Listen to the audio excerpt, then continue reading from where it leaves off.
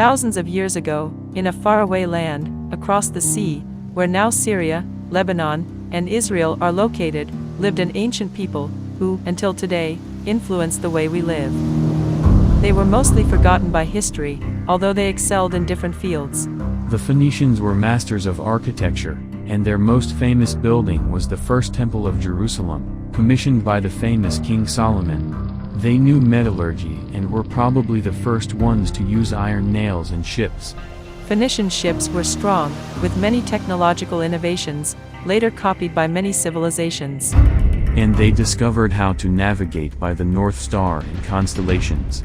With that knowledge, they dominated the seas for over 1,000 years.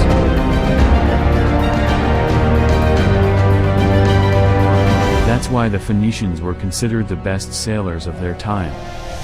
They traveled to trade to the limits of the known world, and then explored beyond it, introducing many new things to the Western world, such as metal tools, wine, and some of their own inventions, like the beautiful blow glass, the color purple used by the royalty, the famous Phoenician purple dye, and even the domestic cat, which they smuggled from Egypt to Europe. To better communicate with other people, the Phoenicians invented the phonetic alphabet we use today. They might have founded over 300 colonies around the Mediterranean Sea, others out in the Atlantic Ocean, perhaps even in distant islands across the oceans.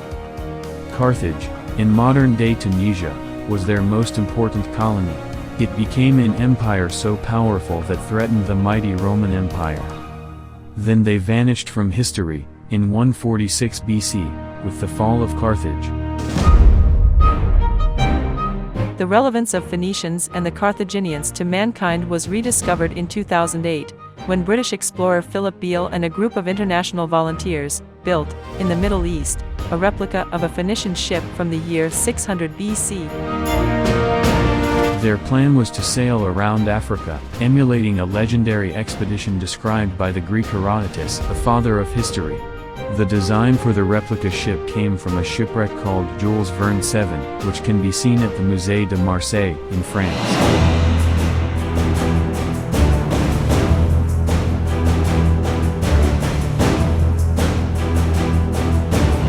Then, starting from Syria, they sailed around the African continent with a group of volunteers from 15 countries. For 2 years they had adventures in Egypt, Sudan, Yemen, Oman, Mayotte, Mozambique, South Africa, Santa Helena, and Ascension Islands, the Azores Archipelago, Spain, Gibraltar, Tunisia, Malta, and Lebanon, until they finally returned to the small island of Arwad, in the south of Syria. They faced many risky situations, like navigating around Somalia, in pirate-infested waters, sailing through storms, enduring periods of becalming in the middle of the oceans, having to ration water and supplies in long passages, braving the giant waves and strong winds at the Cape of Good Hope, and in many other exciting situations. After 2 years, they made it back to Phoenicia's homeland, Carthage, Lebanon, and Syria, receiving a hero's welcome in every port.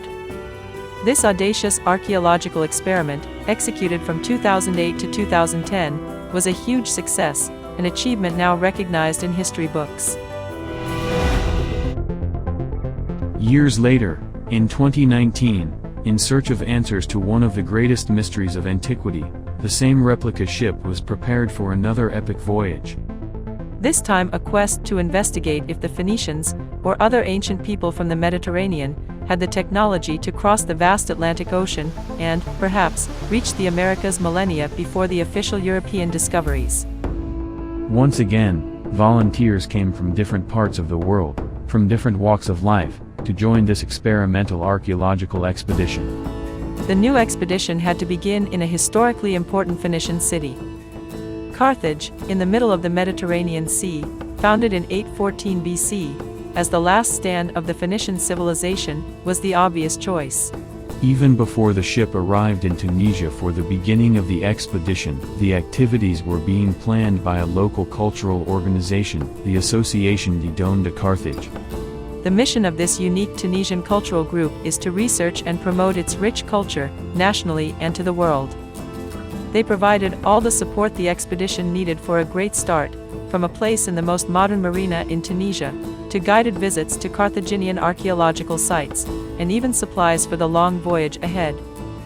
They organized many receptions with authorities, scholars, and personalities, and a great departure ceremony that left the expeditionaires with a real sense of responsibility to succeed in their mission.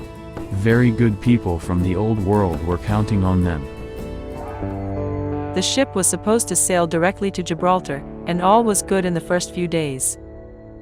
However, damage to the top of the mast forced them to look for a place to execute repairs. Phoenicia was sailing along the coast of Algeria, so they had to ask for special permission to stop in that country, which traditionally is not very open to foreigners. They were allowed to stop at the military port for 3 days for repairs, and their permission to stay was limited to the port. However, everybody was very sympathetic to the expedition, and the chief of security himself offered to take the crew for a tour of Algiers, a few at the time in his own car. As they went out to get supplies, they found Algeria to be an interesting country.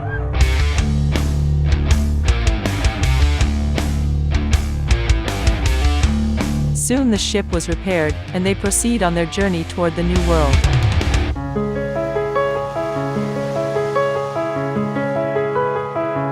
This time they were successful in crossing the Mediterranean Sea, arriving in La Linea, Spain. This city is located at the border of Gibraltar, the Rock, a British territory by the Mediterranean Sea. Gibraltar is one of the oldest Phoenician colonies and represents the gates to the unknown, the exit to the vast Atlantic Ocean at the legendary Pillars of Hercules. The expeditionaires explored the Rock before departing to the next destination, the city of Cadiz, or Gadir, one of the oldest cities in Europe. Founded by the Phoenicians in 1100 BC. Cadiz is a charming European city that is proud of its history. The crew was well received by the local authorities and historians and used their time to learn more about the Phoenician influence in this part of the Old World. This place is symbolic of the expedition, as it represents the farthest known Phoenician colony away from Phoenicia's homeland in Lebanon and Syria. Not far from this place is the port of Palos de la Frontera, from where Christopher Columbus left for his voyage of discovery of America, perhaps following the wake of the Phoenician ships, thousands of years before him. Leaving Europe behind, the next stop was far away, in the Atlantic Ocean, on the coast of Africa. The ship arrived by night at the ancient port of Essaouira or Mogador for the Phoenicians. On the next morning, they moved into the amazing fishing harbor. The city has the splendor of ancient Arab towns and is often used as an exotic movie location. Mogador was an important port in Phoenician times, since at least 600 BC, from where they exported iron, copper, gold, and frankincense. The crew was enchanted with the reception they received in this passage. Mr. André Azoulay, senior advisor to the King of Morocco, organized a reception to celebrate the historic passage of the Phoenician ship by the exotic Essaouira. Soon it was time to set sail again. This time away from the African and European continents.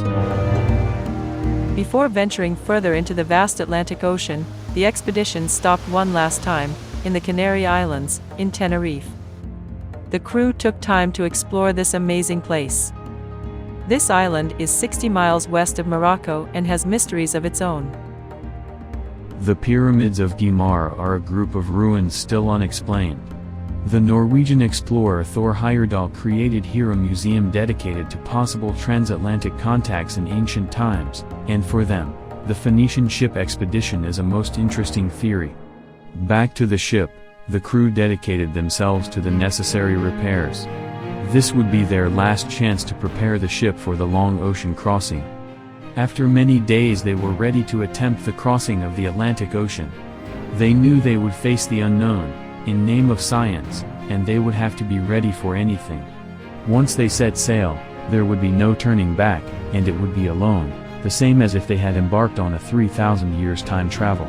They departed knowing that with Phoenicia's capabilities, they would have to succeed in crossing the ocean, as they could not return against the prevailing wind and currents.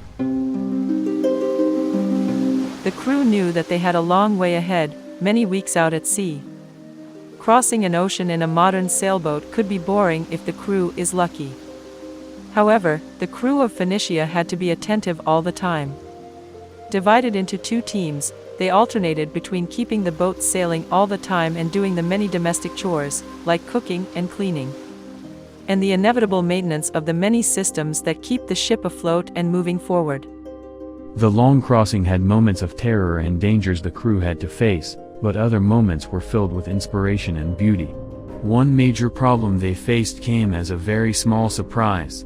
After the first week of sailing, they noticed their food supply was being attacked by a rat. With the threat of having their food contaminated and no way to resupply, they had to find a way to capture that animal. Some crew started to get really upset psychologically about living in closed space with the vicious rodent. A kind of contest was set aboard, with Indonesian, British, and Brazilian traps being engineered. After a few days, Yuri caught the rat to the relief of everyone aboard. The rest of the crossing was calm, and the ship sailed at a good average speed. Occasionally they would find themselves becalmed, a good opportunity to inspect the hull underwater and to have a nice blue water swim. One of the activities of the expedition was to advocate for the Clean Seas Campaign, a global movement that denounces the presence of microplastics in the oceans and promotes the necessity to reduce the use of single-use plastic. They took water samples every day since they left Tunisia, looking for the presence of microplastics in the water. After 39 days, they finally spotted land, on the same island of Hispaniola where Christopher Columbus made landfall in 1492. But they now knew that the Phoenicians might have arrived there long before the Genoese. To their grateful surprise, a reception was organized by the local supporters at the Dominican Republic Navy base, including a martial band. The Phoenicians were officially in the Americas, maybe for the first time. Or maybe for the first time in thousands of years.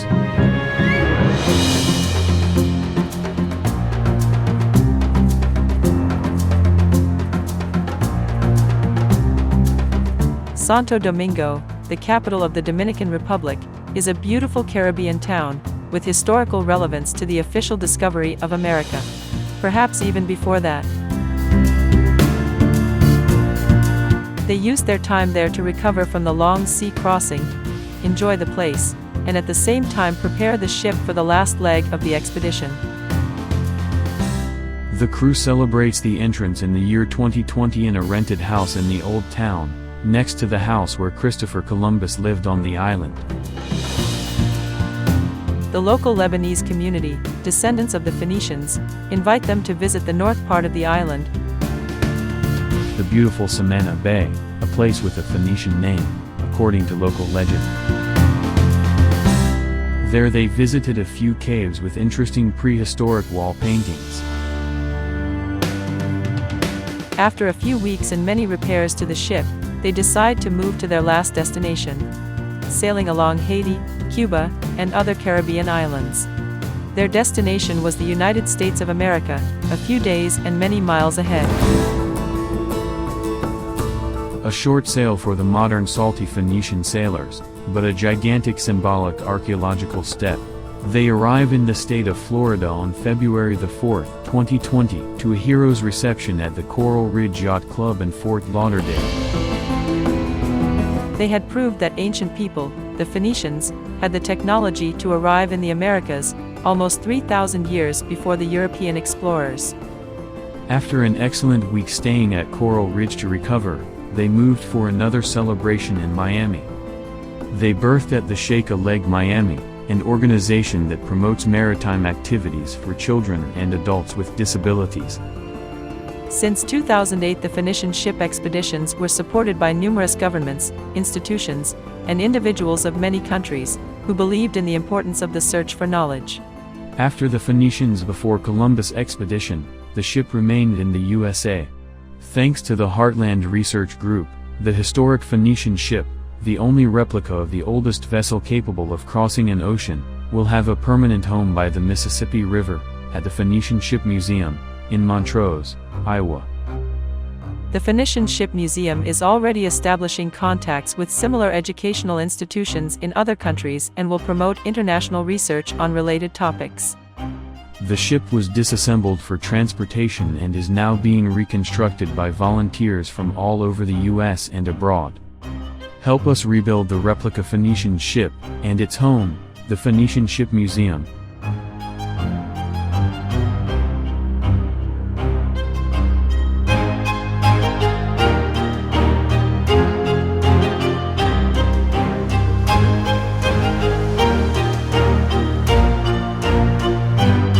The Phoenician Ship Museum, a place to research and learn about ancient mysteries of America.